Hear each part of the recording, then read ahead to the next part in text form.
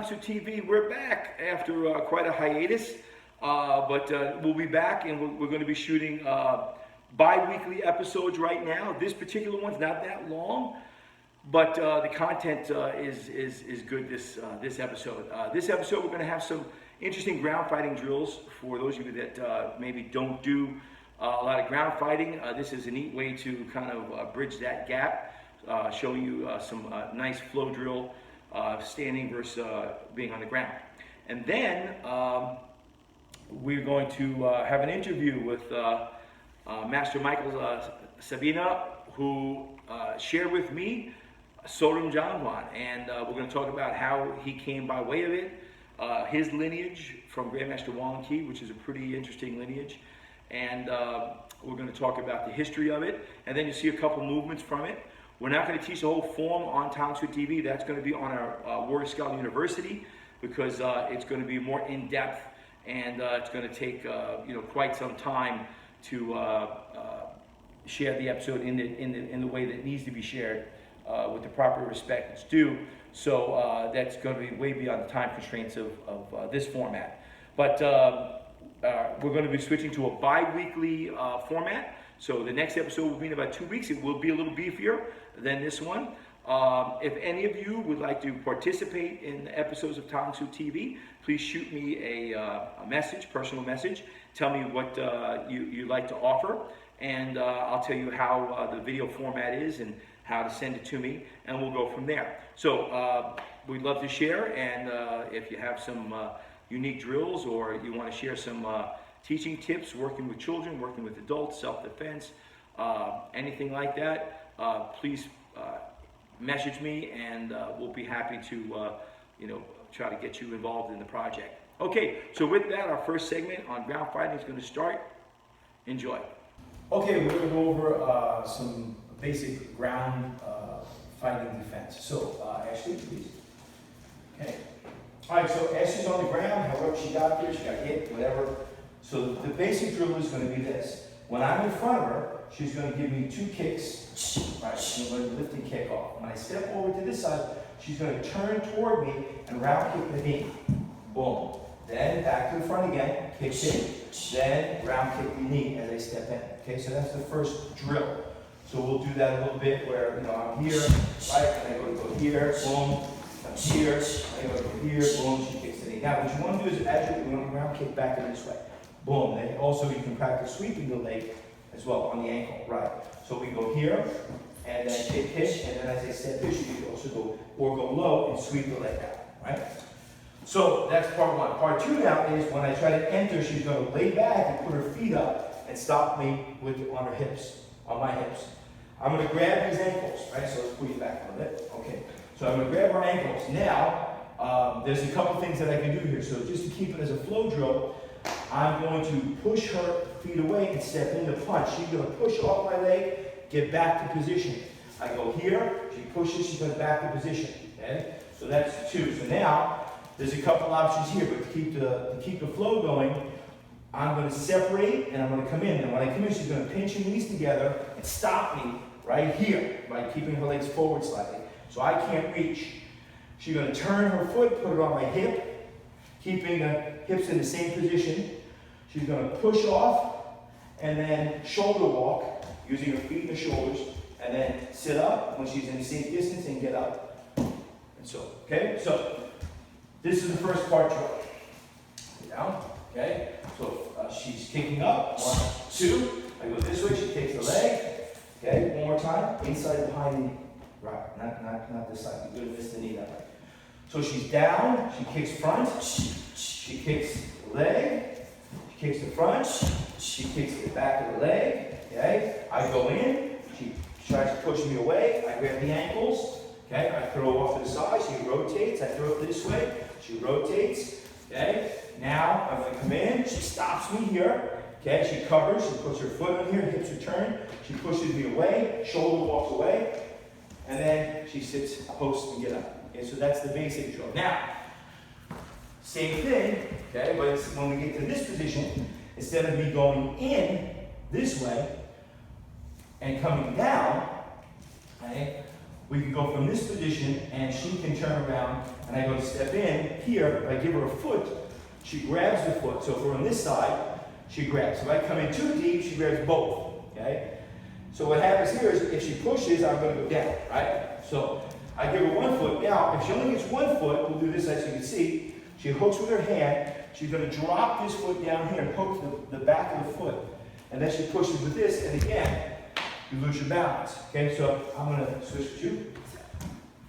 Okay, so she comes in, and she steps forward, gives me a foot. I'm going to take that foot and hook that low as possible, not behind the knee, but a little bit more towards the calf. But you also have to watch here. If she tries to bend me in toward me, I can push back. So I want to stay here. Then when I go to push her, I drop down behind the foot, and then down she goes. Okay, come back up.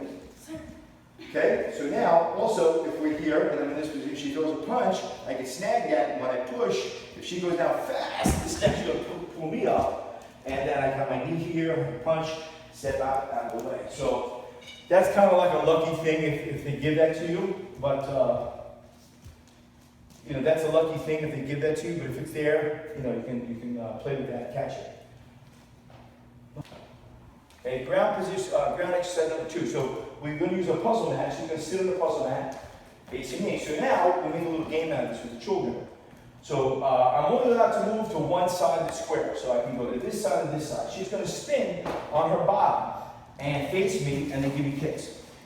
Good. Now I go here or here. So I go back this way. Right? Maybe I go this way. Okay? Maybe I go this way. Maybe I'll fake it and then I'll go this way. So it becomes a game now. She's going to follow me, okay? And keep going like that. Now at any time, I can go deep, feet come up, and then we get into the drill. So this makes it a little more live. Now we have tons of foot sweeps from here. Can I take the place? So while this is being done, she's coming, and I'm kicking here. I have all these foot sweeps, which we'll get into, you know, in another video, in another episode. So she comes in, but from here I come back, and again, there's all these foot sweeps I can do. Here, here, so forth. So she comes in, I go from here, split, kick, hit the face. There's lots of stuff we can do from here. So also, if you're in the setup position, you can shin lock and take them down that way. Okay? Good. Okay, so that's just some basic, one of our basic ground fighting drills that we do, sitting or standing, or on the ground or standing.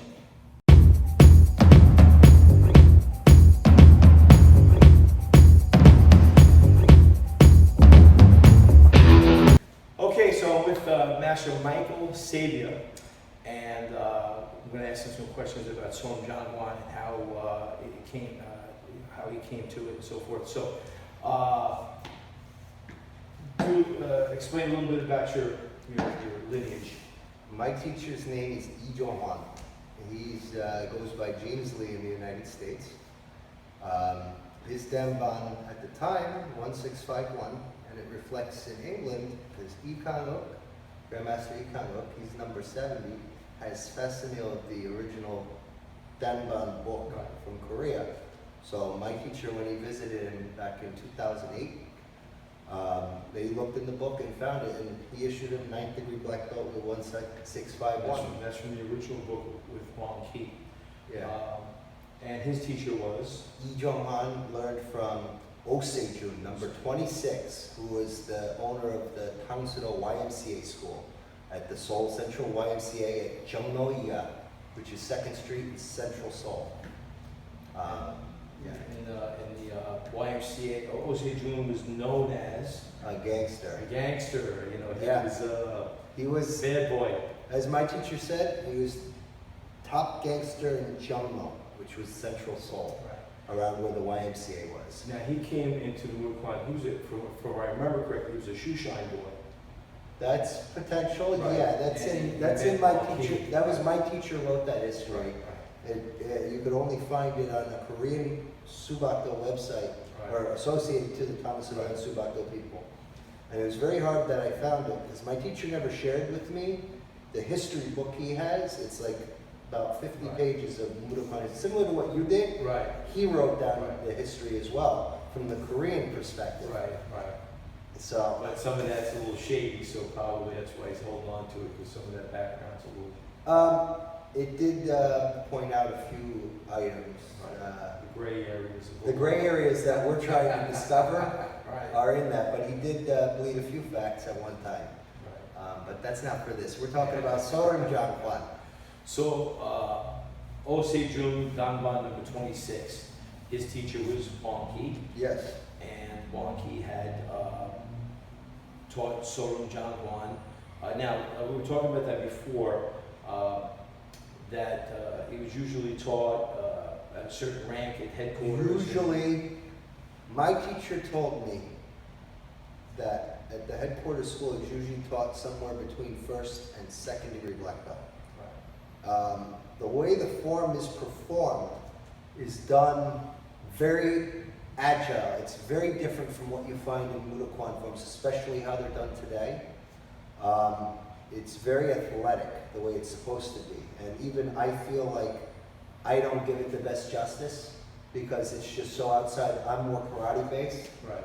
And so was Osejun. He really didn't care for, the form so much as he just taught it because his curriculum, when he learned, you had the forms that were found in the Karate Do Kyohan by Funakoshi Gichin. Those are the forms that Bonki had taken from karate. So it only went up to Jion. There was no Shipsabo, no Rohai.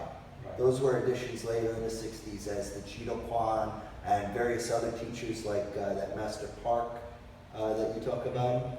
He was Shito Brew first before coming into Mudakwon. Park. Oh yeah.